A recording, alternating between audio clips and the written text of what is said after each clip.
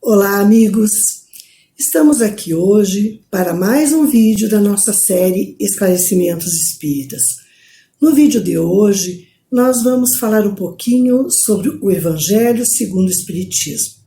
Mas antes disso, vamos fazer uma retomada do que nós já aprendemos. A codificação espírita, ela tem 5 livros básicos. O primeiro dele é o Livro dos Espíritos, que nós já conversamos com vocês aqui. Ele apresenta perguntas e respostas, perguntas que Kardec fez aos espíritos e resposta que os espíritos deram a Kardec, que ele organizou em um livro. Essas perguntas e respostas nos trazem orientações, nos trazem informações acerca do mundo, do plano espiritual, da organização do nosso planeta, enfim, da organização geral de tudo que existe, trazendo conceitos como o que é Deus, o que são espíritos e vários outros temas afim. O segundo livro da codificação espírita é o Livro dos Médiuns, que traz orientações, traz instruções científicas sobre a comunicação entre o plano espiritual e o plano terreno, nos trazendo informações e orientações seguras para que os médiuns possam desenvolver a sua mediunidade e assim trazer as informações que o plano espiritual quer passar para nós que estamos aqui.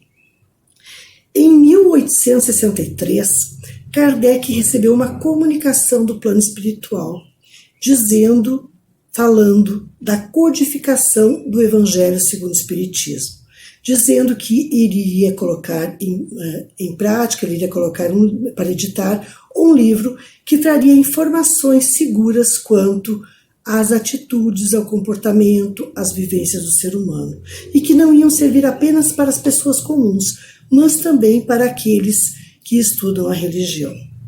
O Evangelho segundo o Espiritismo, ele traz como foco o comportamento do homem, como nós devemos agir. Ele é embasado no Evangelho de Jesus, nos 4 evangelhos, de Mateus, Marcos, Lucas e João. Ele não foge disso.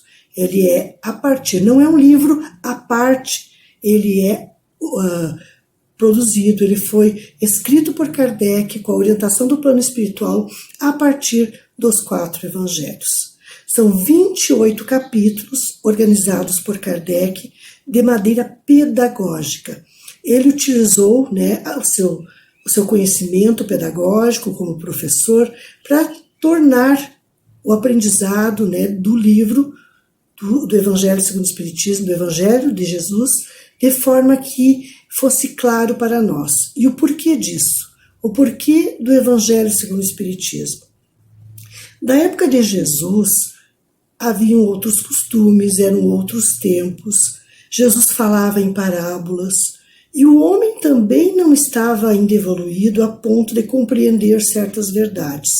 Então Jesus nos prometeu um Consolador. E o Consolador prometido por Jesus nada mais foi do que o Espiritismo, nos trazendo esclarecimentos que ao tempo de Jesus nós não tínhamos condições de compreender e que agora, mais amadurecidos, nós já podemos entender o que Jesus falava através dessas parábolas.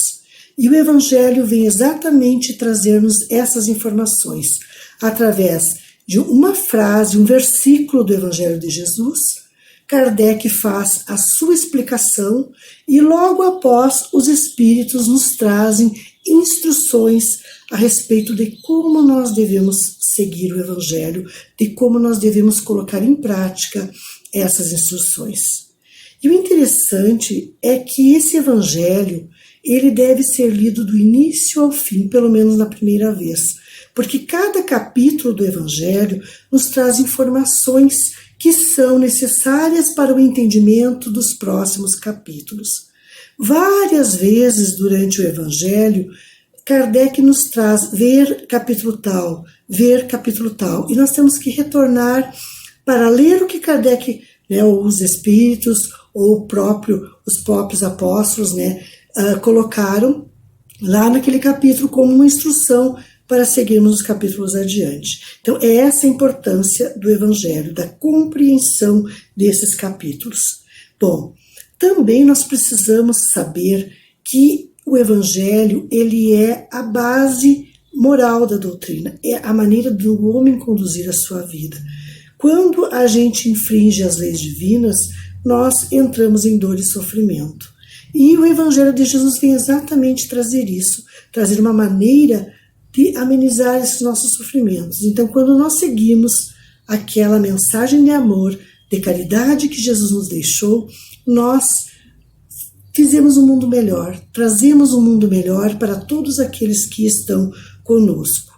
E dessa maneira, então, nós podemos dizer que através de alguns espíritos, como São Luís, Santo Agostinho, São Vicente de Paulo, Fénelon, Erastos e muitos outros, que transmitiram mensagens por muitos médios diferentes, em várias partes do mundo. Então não foi num único local, não. Essas mensagens contidas no Evangelho vieram de várias partes do mundo e foram agrupadas por Kardec.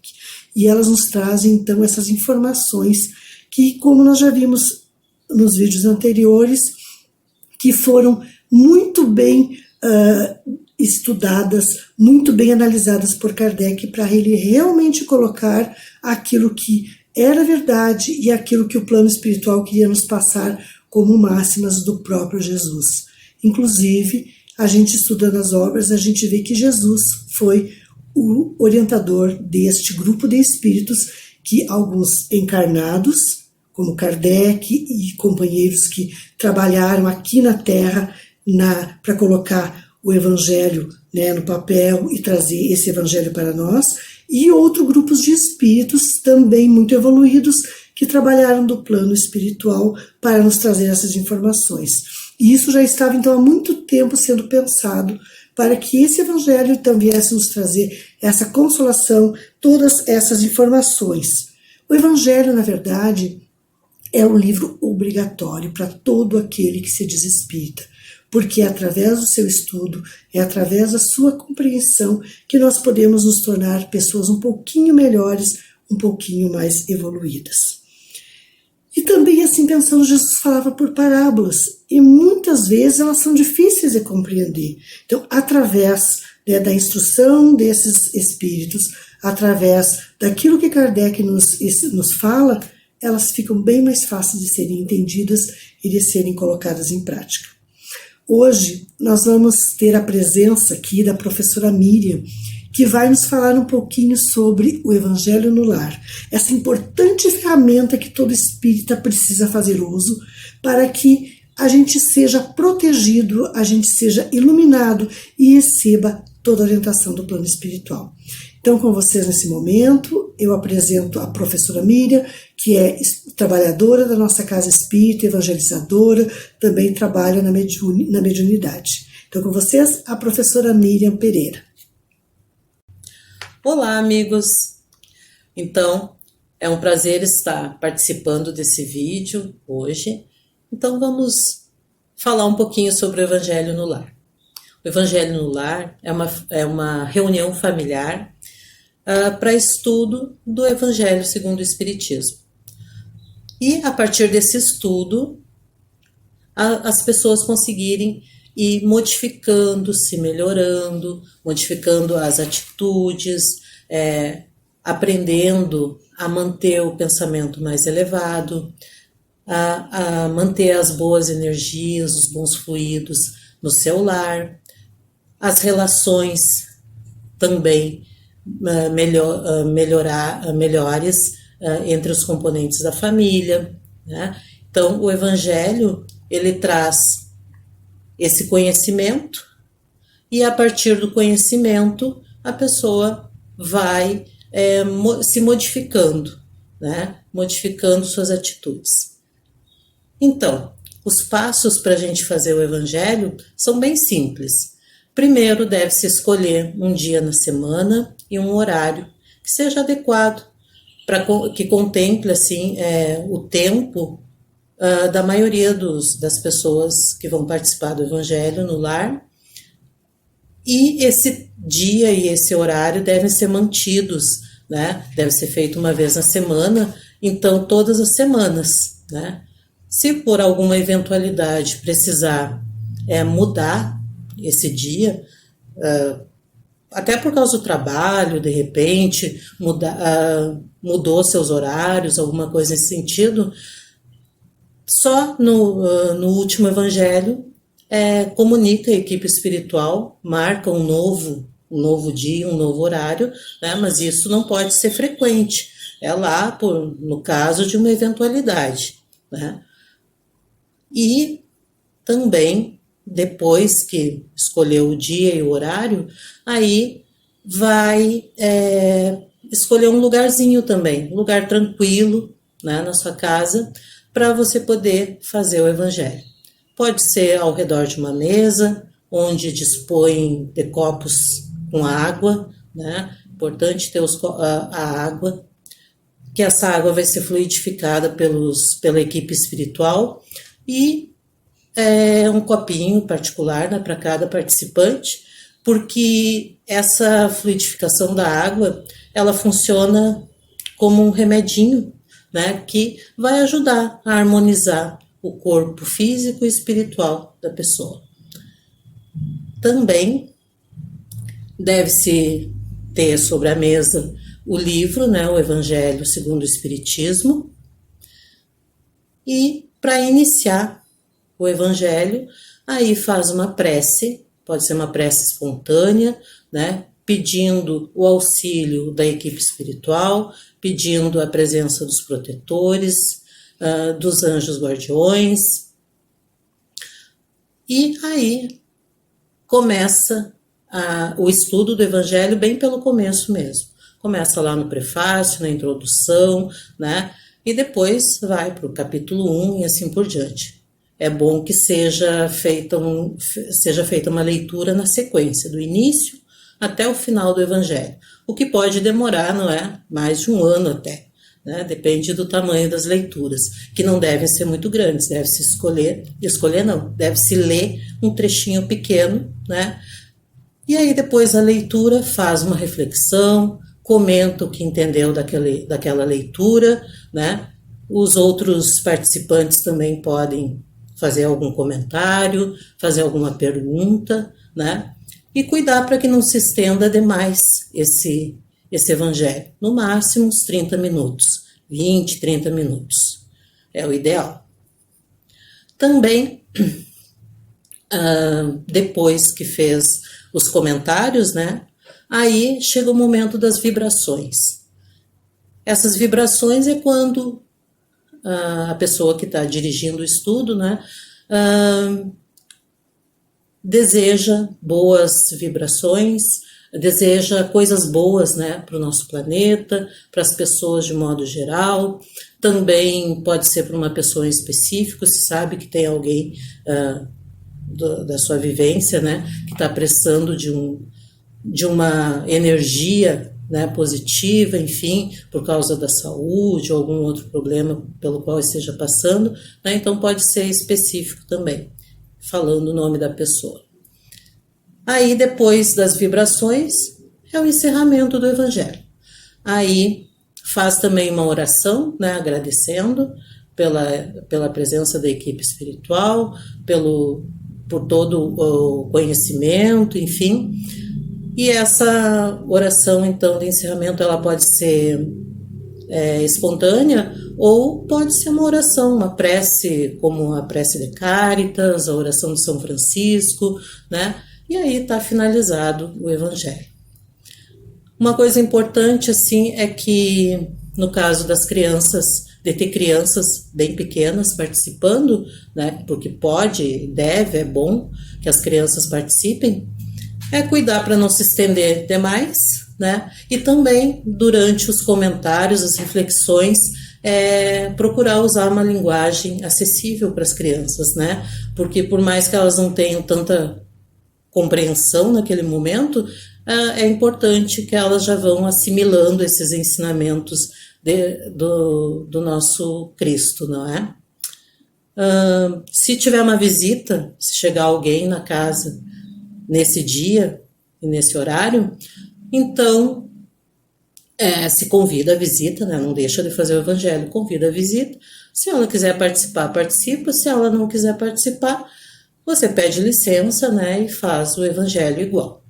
tá? Se estiver viajando, a mesma coisa. Procura um lugarzinho sossegado e faz nem que seja uma oração, né? Pensa no seu lar, né? Agradece pela proteção recebida, né? Mas não deixa de se lembrar desse momento do Evangelho no lar, tá?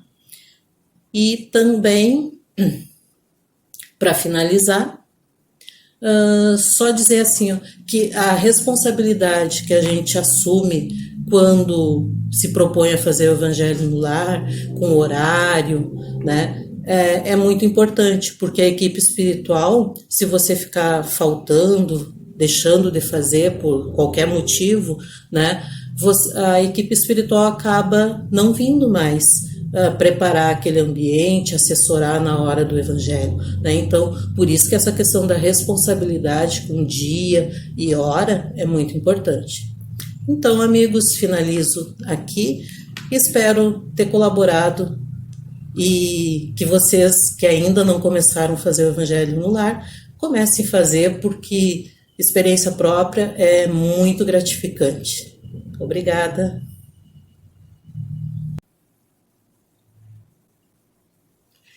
Bom, depois de todas essas explicações, né, nós temos que agradecer. Então, pensar que o Evangelho, então, é um instrumento que Deus colocou em nossa mão para que a gente possa se harmonizar. E a leitura do Evangelho também não precisa ser só nesse dia da semana. Quando a gente sentir a necessidade, a gente precisar, ou antes de dormir, é muito importante que a gente faça a leitura também de um trechinho, uma reflexão, aí de repente até pulando, né, escolhendo aquilo que de repente seria como que uma instrução para nós.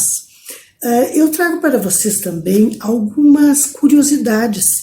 Por exemplo, o Espiritismo chegou no Brasil no ano de 1860 e sofreu muito preconceito, a ponto de ser colocado no Código Penal de 1890 como crime. Sim, ele foi considerado como crime no Brasil.